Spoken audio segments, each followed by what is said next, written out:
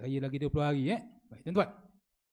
Tajuk malam ni yang diberi kepentingan talaqi Al-Quran. Kepentingan talaqi Al-Quran. Jam situ 10.20, 10 suku, 10.20 lebih. Saya ikut saya lah suruh pukul 11. Ni tak? Tu 10.20, 10 suku, 10.20 lebih. Suruh pukul 11 lah. Kan? Dia cincai-cincai pukul 11 ya tak? Kan? 11 pagi, bukan 11 malam, 11 pagi. Siapa nak menunggu-nunggu lah, saya nak balik. Tuan-tuan. Apa tu tajuk tadi? Kepentingan talaqi Al-Quran. Tuan-tuan, saya lahir PJ. Kan, Petaling Jaya. Tapi asal Melaka. Kelaban Kecil Melaka. Ada orang Melaka sini? Kalau ada, kan, Melaka. Melaka dah habis belajar, dah habis mengajar, balik Melaka balik. Jangan lama benar duduk KL. Wah, Kuala Lumpur bukan main kau. Kan, dah habis belajar, dah habis mengajar, balik Melaka balik, bina balik Melaka. Baik, tuan-tuan. Tapi sekolah rendah, mesti. Sekolah menengah Jordan, degree Jordan, balik Malaysia umur dekat 30. Engkau lahir memanglah Kuala Lumpur PJ. Tapi bila kau besar kat luar, balik Malaysia umur dekat 30, cakap Melayu dia jadi hawau. Kan? Hawau tu apa Ustaz? Hawau tu kalau Kelaban Kecil, orang Kelaban Kecil, ni bukan air molek, tak ada. Ni Kelaban Kecil ni bahasa. Kata orang Kelaban Kecil, hawau tu bermaksud how are you? Tu kata orang Kelaban Kecil lah. Sebab katanya orang Melaka ni dia international. Kan? Zaman dulu kan orang luar-luar datang, ya tak? Kan? Satu lagi lahabau. Lahabau apa pula? Lahabau tu kata orang Kelaban Kecil, la khabar. Yang tadi bahasa Inggeris, yang ni bahasa Arab. La khabar maknanya lama tak dengar berita. Awau kau, lahabau dia kata. Lama kau. Dia tanya khabar, dia kata pun jam. Nampak? Tu orang Melaka baik. Itu cuma kena ingat yang tu boleh cakap dengan kawan je. Kau cakap dengan orang lain memang kena hantam lah. Kan baik. Balik tuan-tuan. Bila balik ke Malaysia, umur dia dekat 30, kan, walaupun lagi PJ, tapi asal Kelaban Kecil Melaka. Balik rumah pak saudara, mak saudara, kena celaka lah. Sebab tak reti cakap Melayu. Habis Ustaz dekat Mesir, dekat Jordan cakap apa? Cakap Melayu. Cuma campur-campur. Arab ada, Inggeris ada, Melayu ada. Kan, cuma banyak Kuala Lumpur lah. Sebab orang Melaka ni kalau dekat Jordan tu seorang jumpa. Mesir tak jumpa. Kan, memanglah ada orang Melaka, cuma tak ramai. Orang Melaka ni, sebab tu orang Melaka suka merantau. Tak mengaku pula tu. Kan, kau dah mengantau, mana Kuala Lumpur? Wah, sedangkan mulut bau cenjaluk je tak? Baik, balik tuan. Satu. Yang kedua, tuan-tuan, 25 Oktober 2025 yang lepas. Ya, bulan Oktober yang lepas, ada satu penemuan oleh pakar-pakar daripada Universiti UKM Malaysia. Ya, Universiti UKM. Mengatakan ada sebuah kapal dijumpai dekat Pulau Besau. Kan? Kapal tu dikatakan berumur lebih 1,200 tahun yang lalu. Bermaksud kapal tu lebih lama daripada Parameswara. Itu yang kedua. Yang ketiga tuan-tuan. Yang ketiga, tahun 80-an, 90-an, mana ada handphone. Kan? Jadi kita orang dekat sana nak tahu berita pasal Malaysia, kena pergi ke kedutaan. Kata orang Kelabang, embassy. Orang sini apa kedutaan ni tak? Kalau bahasa Arab, safarah. Kan? Baik. So, bila pergi kedutaan, kadang-kadang berita tu dihantar seminggu sekali, sebulan sekali, kita pergi, kita tengoklah, baca. Ada satu artikel, utusan Malaysia, yang menyebut, artikel tu tulis, sebuah masjid ditemui dekat Kedah, masjid itu dibina zaman Umar Al-Khattab. Artikel tu saya ambil, saya koyak, saya simpan. Tapi bila pindah rumah, balik Malaysia tak jumpa. Buka balik dalam Google, tak ada. Tapi saya baca berkali-kali, saya simpan, saya tengok, sebuah masjid ditemui dekat Kedah, dekat pintu tu ditulis dibina zaman Saidina Umar Al-Khattab. Baik, balik tuan. Terangkumkan tiga-tiga ni. Engkau orang Malaysia, balik Malaysia walaupun umur 30, tak reti cakap Melayu, tak reti cakap Melaka, kena celaka dengan pak saudara. Tak sedari cakap Kuala Lumpur, marah. Kan? Sebab tu sampai hari ni saya kalau kuliah saya cakap Melaka walaupun bina air molek, tapi kalau cakap rumah cakap Melayu. Cakap Kuala Lumpur lah. Kan? Tapi kalau balik kampung, kuliah-kuliah memang saya cakap Melaka. Kenapa? Tak kena celaka lagi kan? Nampak? Kan? Baik. Boleh tuan? Tuan, tak reti cakap Melayu, pak saudara marah. Tak reti cakap apa, tak reti cakap Melaka, pak saudara kata celaka. Tuan-tuan, tadi kapal tadi menunjukkan bahawa tanah Melayu kita dah ada dekat sini 1,200 tahun yang lalu.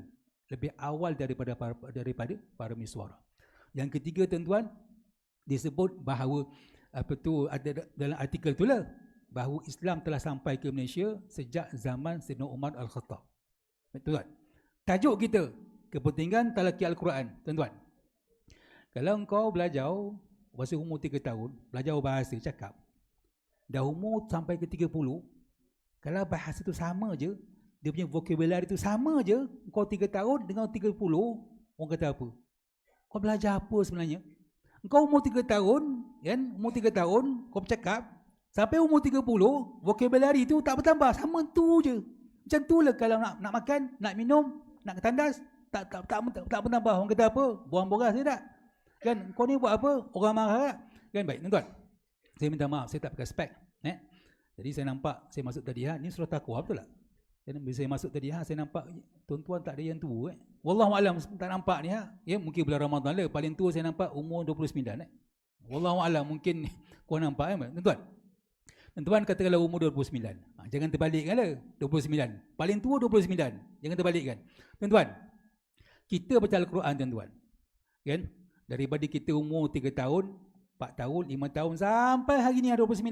Berapa tahun? Dekat 30 tahun lebih kurang, ya tak? Persoalan tuan-tuan, tadi kita bacakan surah Al-Anfal ayat 2. Innamal mu'minuna allazina idza dzukirallahu wajilat qulubuhum. Orang beriman, orang bertakwa, kata Allah, dibacakan Al-Quran, hati dia gementau. Kata orang Kelebang, nervous. Masalah tuan-tuan, kita baca tadi, berapa orang yang hati dia gementau? Yang nervous. Kalau dia baca, tak ada benda, tak rasa benda, bahaya. Sebab Allah sebut, orang beriman, orang bertakwa, dia baca ayat Quran, hati dia gementau. Ada orang, dia ada rindu. Makin baca, dia rindu. Ada orang, makin dia baca, makin dia sayang. Ada orang, makin dia baca, makin takut pada Allah. Ada orang, makin dia baca, masih cinta pada Allah. Tuan-tuan ada bini masing-masing, tak? Kan ada seorang, imam biasa 2 lah. Kalau imam seorang, dia tak berapa lagi. Kalau imam 2, baru tu. Baik, boleh tuan? Apa tu? Kalau kita sebut nama bini hari ni, kan? Lagi-lagi kalau kahwin semalam dia, confirm dia terus balik, rindu. Yang semalam baru kahwin, sebut nama bini dia hari ni, dia terus balik. Weh, lepaklah dulu, minum dulu. Aku nak balik, aku rindu bini. Kenapa? Sebut nama bini terus rindu. Tuan-tuan, tapi dah lama tu lain cerita lah. Dah kahwin 30 tahun, 40 tahun, sebut nama bini, tak rasa benda tu lah. Sebab tu ada satu kisah seorang pakcik ni, umur 70. Ni tak kena mendengar kat sini, ni cerita lain, tempat lain. Dia umur 70. Kemudiannya orang ziarah rumah dia. Dia ziarah rumah dia. Dia panggil bini dia. Sayang, sayang. Wah, umur 70 panggil bini sayang. Kan? Siapa sini panggil bini sayang? Kalau ada bagus lah. Nabi pun panggil Humairah. Baik. Tuan. Habis dia panggil bini dia sayang. Sayang, sayang. Tak keluar. Bini tak keluar. Yelah kau umur 70. Suara pun tak kuat. Yang sana pula speaker sound system dia rosak. Tak dengar. Dia tukar. Dah sayang tak dengar, tak keluar. Dia panggil cinta, cinta. Wah, umur 70 panggil bini cinta. Tak keluar lagi. Dia tukar pula. Manja, manja. Kita pun tanya, Haji, umur 70. Bini ni nama apa sebenarnya? Sayang ke, cinta ke, manja? Dia kata nak, pakcik kahwin dah 40 tahun.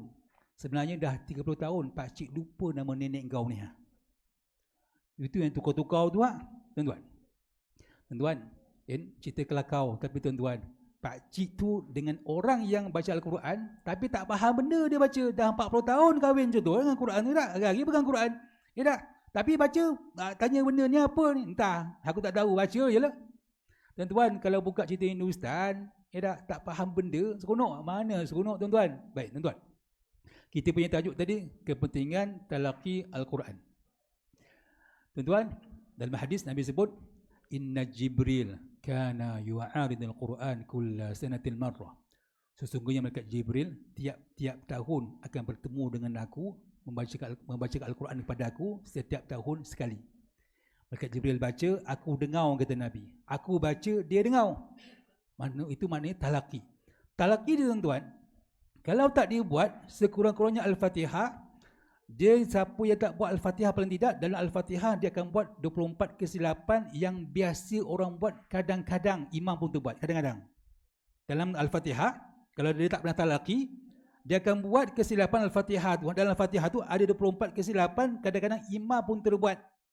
Kan? Contohnya apa? Contoh, apa tu kalimah dina. Yang betul mana? Dina ke ataupun ihdina? Lain? Ustaz, lah sikit jalan je lah. Sorry lah kata orang ya. Kan lantak je lah, sama. Ihdina. Tak. Dalam bahasa Arab tuan-tuan, Bahasa Arab ni titik salah, tambah titik, kurang baris, panjang pendek, semua makna lagi. Kan? Ihdina ataupun ihdina. Kan? Dia yang tepatnya ihdina, bukan ihdina. Tapi kita kadang-kadang dengar macam sama je Ustaz. Tak sama. Bahasa Arab dia tak sama. Baik. Kita jelaskan lagi, tuan-tuan. Ayat terakhir surah Al-Fatihah. Ghairil ke ghairil? Ghairil ke ghairil? Nampak? Kan orang kata sama je Ustaz. Alah, cincai lah. Tak boleh tuan-tuan. Al-Quran tak boleh cincai. Yang tepat ghairil, bukan ghairil. Bukti tuan-tuan. Tuan-tuan, kita suka sebut apa? Orang Melayu. Alhamdulillah, baguslah. Masya Allah. Masya Allah. Cuma kita Masya Allah pada benda yang buruk. Nampak tu, imam, ada imam usul pendek. Masya Allah. Tak, Masya Allah untuk benda yang baik. Kita tukar. Nampak? Kan kenapa? Sebab tak talaki. Kan? Baik, tuan-tuan. Ada orang disebut, dia tak sebut Masya Allah. Mungkin dia dah kurang fast. Tak berdosa. Yelah, kita tak fast. Kita sebut Masya Allah. Lari tu. You biasa orang sebut Masya Allah. Dia sebab tak fast tak berdosa, cuma makna lagi. Dia sebut Masya Allah. Masya Allah, hebatnya Allah. Masya Allah, bukan masak tu. Masya Allah, buruknya Allah. Nampak? Masya Allah, maha hebatnya Allah. Masya Allah, apa yang Allah hendak Allah buat, Allah boleh buat, mana hebat. Masak ni mana buruk, yang jahat, yang tak elok. Nampak? Kan? Sikit je. Baik. Kita pergi lagi tuan-tuan. Sini kalau malam Jumaat baca Yasin, baca Kahfi. Yasin Kahfi tak ada. Kan? Oh, di kelas. Al-Baqarah tak adalah Kok lah minggu pertama baca apa Yasin, minggu kedua baca Kahfi, minggu ketiga baca Baqarah, keempat Ali Imran Baik, tuan-tuan. Surah Yasin ayat 76 yang berbunyi fala yahzunka qauluhum inna na'lamu ma yusirruna wa ma yu'linun.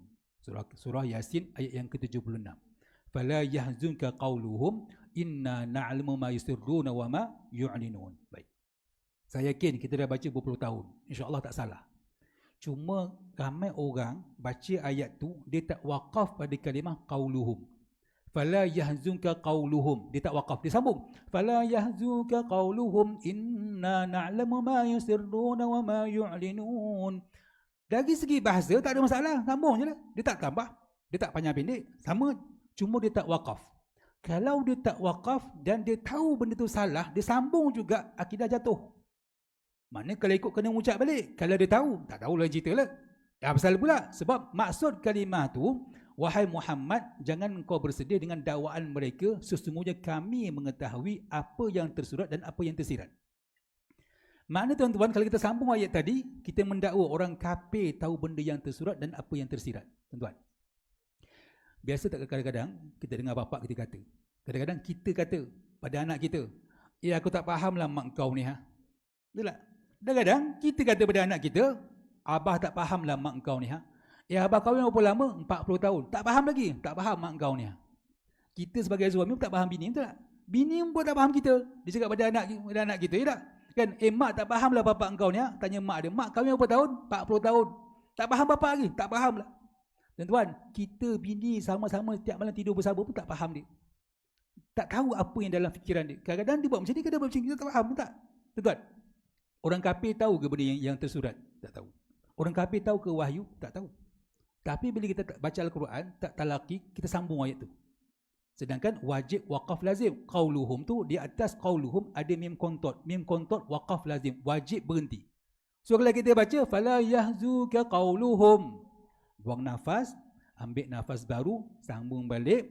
Inna na'lamu ma yusirruna wa ma yu'linun. Nampak? Punca kenapa? Sebab tak talaki. Baik, terus lagi tuan-tuan. Orang Melayu suka sebut Allahu Akbar. Betul tak? Oh kita kadang-kadang dalam TV, kadang-kadang dalam radio dengar. Ya tak? Kan? Kadang-kadang kita sebut Allahu Akbar. Ya? Baik. Apa salah Allahu Akbar? Allah tak salah. Bar tu salah. Apa salah pula? Bila dipanjangkan bar tu Allahu Akbar, kita mendakwa bahawa Allah tu adalah rebana ubi. Yang gendang tu, rebana besar tu, gendang ke tak? Tu dia. Siapa berani kata ni air ni adalah Allah? Oi, Ustaz, jangan Ustaz. Tak pasal. Siapa berani kata ni handphone ni Allah? Mana berani, tak boleh. Nampak? Tapi kita kata Allahu Akbar, Allah rebana ubi. Orang lain pula, wah kau ni bagus ni, sikit Allahu Akbar, sikit Allahu Akbar. Betul tak? Kan? Punca kenapa? Sebab tak belajar. Kan? Dia ambil daripada atuk dia, nenek moyang sebagainya. Macam hari ni lah, minta maaf, kok sini ada juru nikah. Kan? Kadang-kadang dia nak nikah, kan? Turun-temurun. Yang saksi pula kena lebih sudut daripada kuah, minta maaf. Kat sini tempat lain tak? Kan? Nak nikah tu sahaja aku terima nikahnya, kan? Dengan mas kahwin sekian, satu nafas. Dalam fiqh tak ada satu nafas, tapi kita kata tak boleh satu nafas. Siapa yang ngajau tu? Kemudian yang kelakaunya, minta maaf kok ada juru nikah kat sini, kan? Kemudian bila dah dah lafaz, yang saksi pula tak sah, ulang balik. Siapa yang ajau tu? Tak ada. Alhamdulillah hari ni Jabatan Agama dah tegur, tak boleh. Tak boleh satu nafas, sembang juga. Tuan-tuan, dalam hadis disebut, Thalathun jaddahun najad wa hazlahun najad. 3 benda kita gurau jadi serius, kita serius jadi serius. Kita gurau, benda tu jadi serius. Kita serius, benda tu jadi serius. Apa? Nikah, talak dan rujuk. Nikah ni tuan-tuan, contohlah benda ni kadang-kadang berlaku depan mata saya kadang-kadang.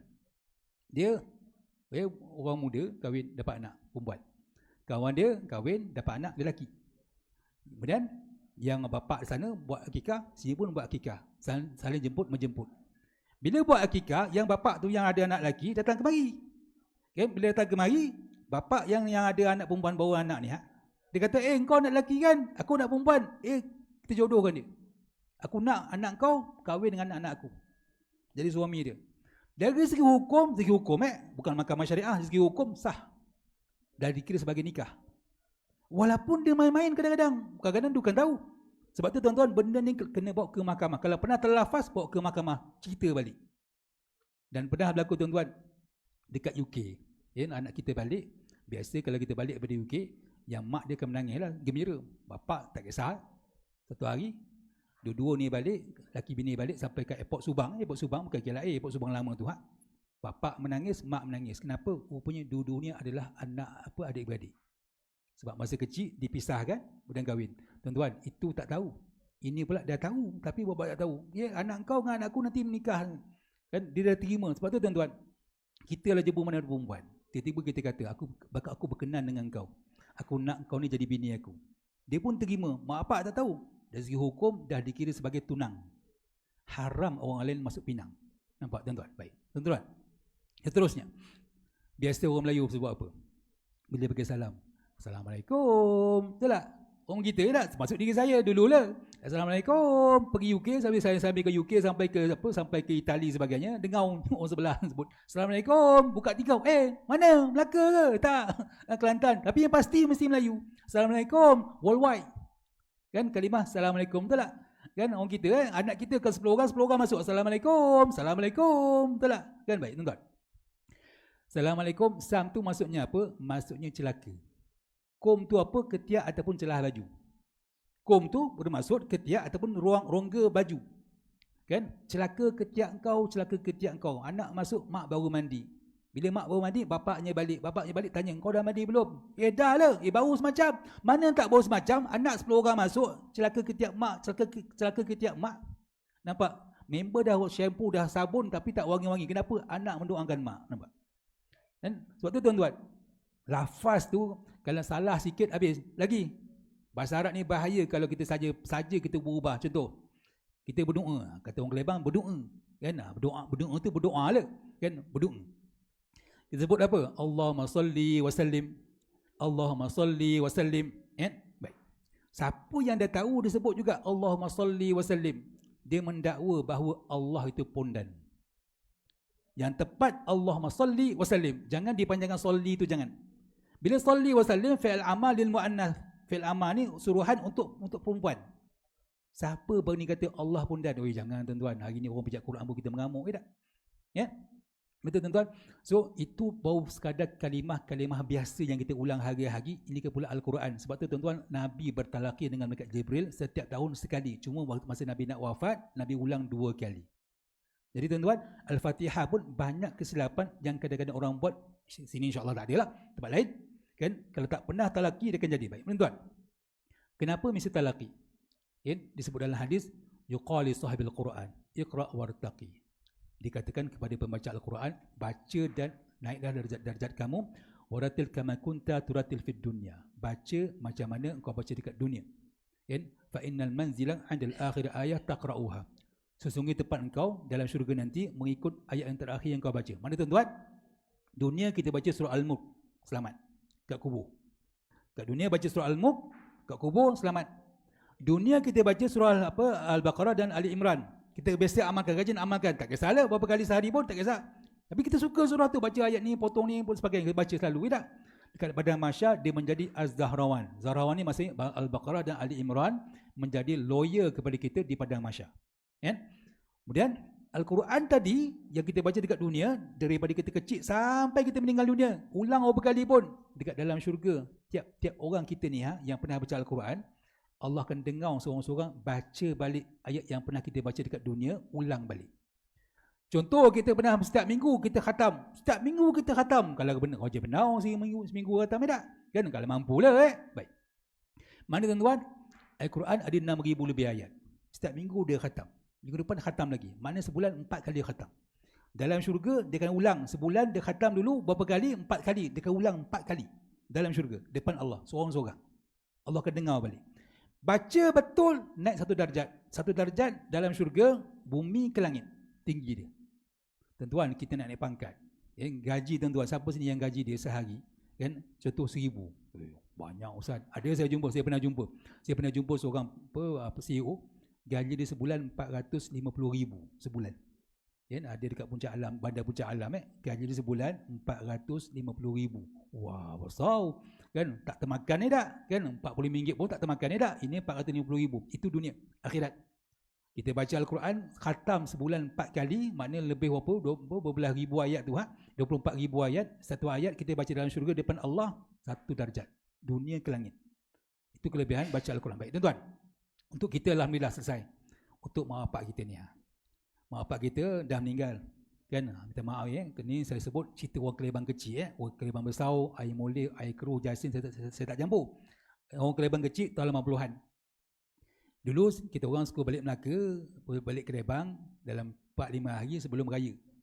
Bila balik tu malam, siang pagi esok tu, pukul 8 pagi saya keluar dari rumah nenek, tengok orang Kelebang kecil, ada 2-3 orang dah buka puasa.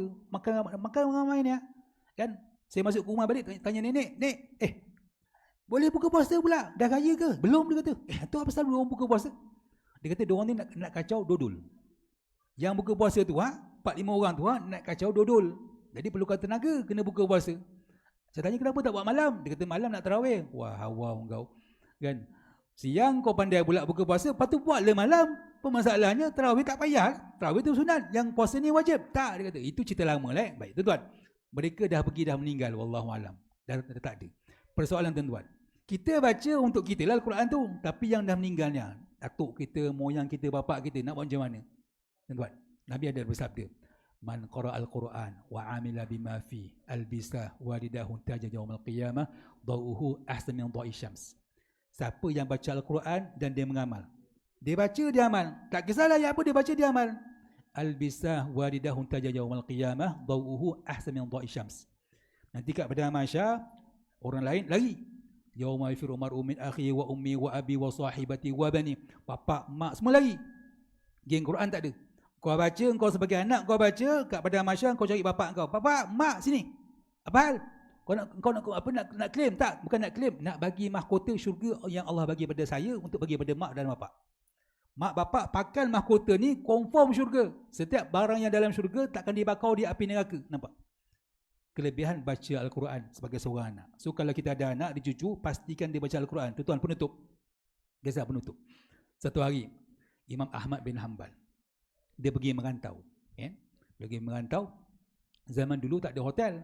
Jadi pergi merantau, nak tidur kat mana? Tidur dalam masjid lah. Dia tidur dalam masjid, lepas isyak dia nak tidur. Bila dia nak tidur, tiba-tiba yang Tok Siak tu datang. Dia masuk. Dia masuk, dia kata, buat apa ni? "Ya, aku nak tidur lah." "Tak boleh," dia kata. "Mana boleh tidur?" "Tak boleh pula." "Tapi nak tidur mana?" "Pada kau lah." Kata Siak tu lah. Kemudian Siak tu pun tutup lah aircon, lampu. Yang tu saya tambah lah. Dia tutup semua tu. Kan? Kemudiannya lepas hari dia tutup semua tu, Imam Ahmad bin Hanbal dia tunggu kat pintu. Dia tunggu kat pintu, yang siap tu tanya, keluar. Nak keluar pergi mana? "Keluar," dia kata.